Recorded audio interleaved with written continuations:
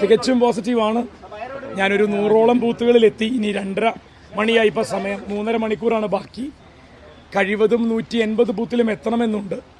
Out ബൂത്തുകളും നമ്മുടെ പ്രവർത്തകർ ആവേശത്തോടെ ഇരിക്കുന്ന ഔട്ട് ബൂത്തുകളും കൂടി ചേരുമ്പോൾ ബൂത്തിൻ്റെ ഉള്ളിൽ മാത്രം പോയിട്ടല്ലല്ലോ, നമുക്ക് പ്രവർത്തകർ അടുത്തുകൂടി എത്തണം. അപ്പോൾ നിങ്ങളെല്ലാവരും ഭക്ഷണം കഴിച്ചു എന്ന് വിചാരിക്കുകയാണ്. കൃത്യം 2:30 തന്നെ വരാൻ പറ്റി. വോട്ടുകൾ രേഖപ്പെടുത്തി. ഞാനും എൻ്റെ ഭാര്യയുടെയും 2 പേരുടെയും വോട്ടുകൾ രേഖപ്പെടുത്തി. രാവിലെ 3/4 മണിക്കൂറോളം നഷ്ടപ്പെട്ടിട്ടും ഈ ബൂത്തിൽ വളരെ പെട്ടെന്ന് തന്നെ അവരത് തിരിച്ച് പിക്കപ്പ് ചെയ്തു എന്നുള്ളതാണ്. അപ്പോൾ അതുകൊണ്ട് തന്നെ 88ാമത്തെ ബൂത്തിൽ 1016 എന്നുള്ള ക്രമ നമ്പറിൽ വോട്ട് രേഖപ്പെടുത്തി. ഇനിയുള്ള ബൂത്തുകളിലേക്ക് ജനങ്ങളെ, വോട്ടർമാരെ കാണുന്നതിനും പ്രവർത്തകരെ കാണുന്നതിനും വേണ്ടി പോവുകയാണ്. 70,000 വോട്ടുകൾ പോൾ ചെയ്യുന്നതായിരുന്നു രാവിലെ പറഞ്ഞിരുന്നത്. 70,000 വോട്ടുകൾ പോൾ ചെയ്യുന്നതായിരുന്നു. വോട്ടിംഗ് ശതമാനത്തിൽ 2021 അപേക്ഷിച്ച് ഒരു കുറവ് കാണുന്നുണ്ട്. അത് ഞാൻ പറയാം. ഇല്ല, ആശങ്കയില്ല. അതെന്താണെന്നറിയോ, വേനൽക്കാലത്ത് നടന്ന തെരഞ്ഞെടുപ്പുകൾ മാത്രമാണ് നമുക്ക് ശീലം. 2 മണി മുതൽ 4 മണി വരെ ആരും വോട്ട് ചെയ്യാൻ വരാറില്ല. സാധാരണ വോട്ട് കുറഞ്ഞ ബൂത്തുകളിൽ 2 മണി മുതൽ 4 മണി വരെ ഇത്തവണ അഭൂതപൂർവമായ തിരക്ക് അനുഭവപ്പെടുന്നുണ്ടാവും. നിങ്ങളൊന്ന് അന്വേഷിച്ചാൽ മതി.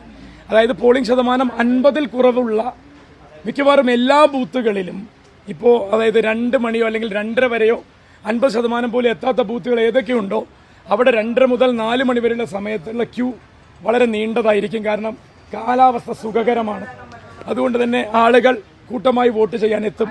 ഫൈനൽ കൗണ്ട് നേരത്തെ പറഞ്ഞ പോലെ 100 വോട്ടിനെങ്കിലും ടോട്ടൽ വോട്ട്സ് എത്രയാണോ കഴിഞ്ഞ പാലക്കാട് അസംബ്ലി ഇലക്ഷന് പോൾ ചെയ്തത്, ടോട്ടൽ വോട്ട്സ് 100 വോട്ടെങ്കിലും കൂടുതലാകാനാണ് ഇപ്പോഴും സാധ്യത കാണുന്നത് ജനങ്ങളുടെ പ്രതികരണത്തിൽ നിന്ന്. നേരത്തെ പറഞ്ഞിരുന്നു, അതിലൊരു മാറ്റമില്ലല്ലോ.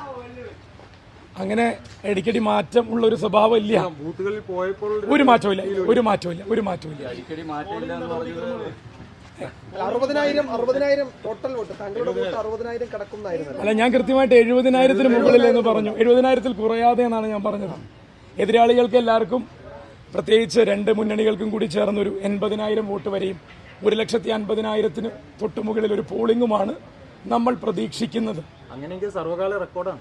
1,50,000, 1,95,000 വോട്ടിലെ 1,50,000 ആണ്. അത് 75%-നടുത്താണ്. 75%-നടുത്ത് മാത്രമാണ്. ഒരുപക്ഷെ 1,45,000 വരെ താണേക്കാം. എന്തായാലും 1,40,000-ന് മുകളിൽ ഉണ്ടാകും.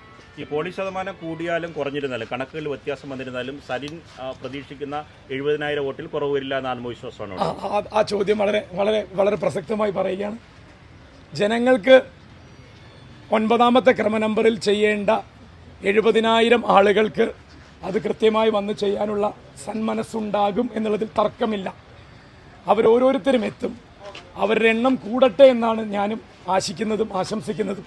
ഒരുപാട് പേർ കൂടുതൽ വന്നാൽ ഈ പറയുന്ന വോട്ടിൻ്റെ എണ്ണവും കൂടുകയായിരിക്കും എന്നുള്ളതാണ് വിലയിരുത്തൽ. 70,000 വോട്ടർമാർ വന്ന് വോട്ട് ചെയ്യുമെന്നുള്ള കണക്കിൽ നിന്ന് പുറകോട്ടില്ല.